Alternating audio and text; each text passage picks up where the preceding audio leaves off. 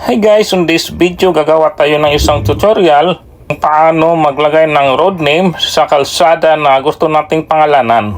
So may mga kalsada na wala pang pangalan o wala pang update ng road name. So pwede natin ito gawan.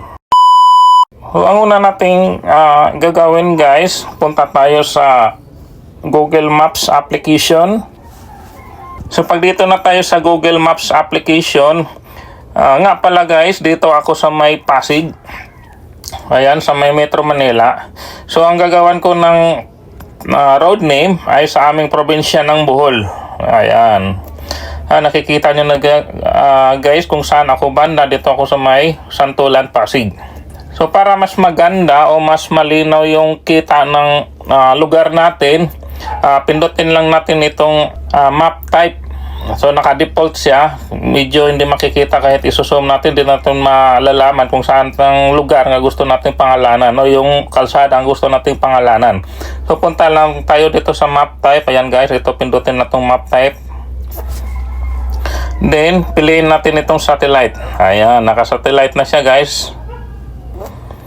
So i-zoom out lang natin para mabilis tayo mapunta doon sa lugar na gustong natin gawan ng road name. So dito ako sa Bohol, sa amin, sa probinsya. So zoom in lang natin. Dito ako sa may lugar namin sa Tulang. Dito yan sa may Tulang, ayan o. So ang gusto na ko pangalanan ng road name, pangalanan yung kalsada namin, yung papunta sa amin sa pasukan. Ayan, dito yung lugar namin, yung bahay namin, yung balay ni Rewel ang Meliswilio, pangalan ng mama at papa ko. So ito ang gusto ko pangalanan kasi wala pang pangalan ditong street na to. Ito yung kalsada papunta sa amin sa looban. So sa paggawa ng road name dito, pindutin natin tong contribute. So, ayan, contribute. Pag dito na tayo sa contribute, piliin natin itong update road. So pag naka-update road na, dito tayo sa may road name. So dito magpangalan tayo ng road name. Magpindot lang kayo ng daan o kalsada na gusto nyo lagyan ng road name. So sa akin, ito yung pasukan. Ayan, dito pindutin na itong kalsada. So nakalagay dito unnamed road.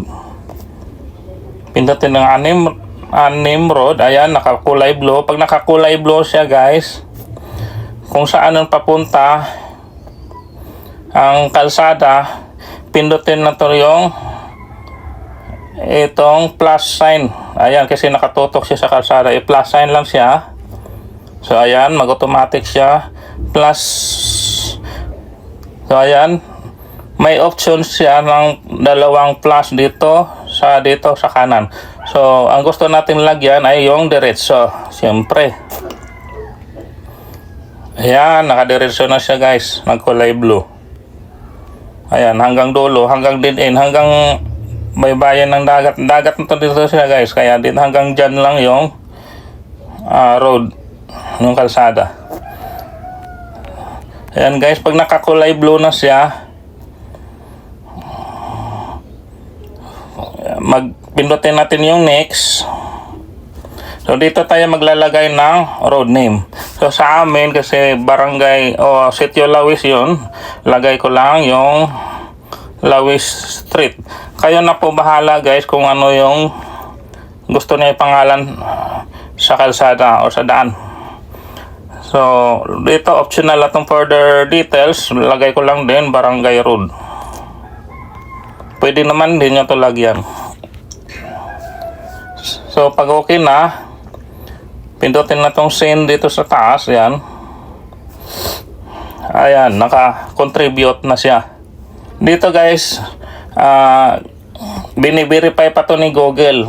Kaya hintayin natin yung update ni Google, yung nilalagay natin ng road name.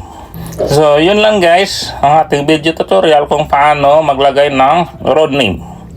Salamat sa inyong panonood.